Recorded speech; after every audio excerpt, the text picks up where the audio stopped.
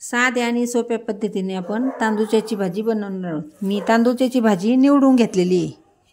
ही स्वच्छ पाण्याने धुवून घ्यायची आणि ही भाजी शिजायला टाकायची।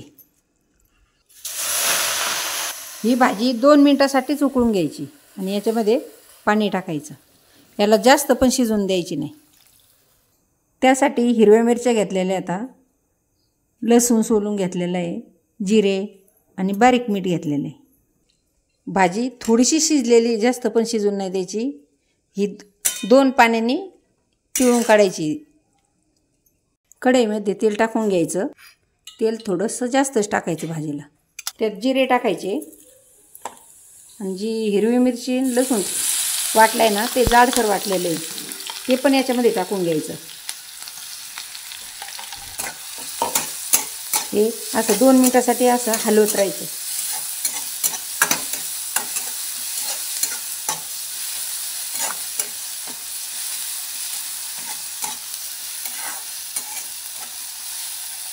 दोन 3 पाण्याने ही भाजी पिळून ठेवलेली आहे, ही याच्यामध्ये टाकून द्यायची। अशी सुट्टी सुट्टी करायची आणि मग टाकायची।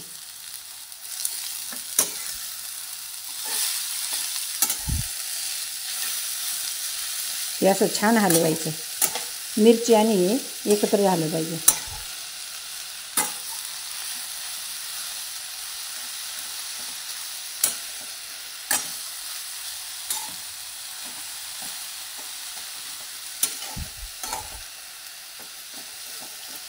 मीठ पण टाकून द्यायचं लगेच याच्यात। तुम्ही तुमच्या आवडीनुसार टाकायचं। परत हे 1 मिनिटासाठी असं मिक्स करून घ्यायचं छान असं।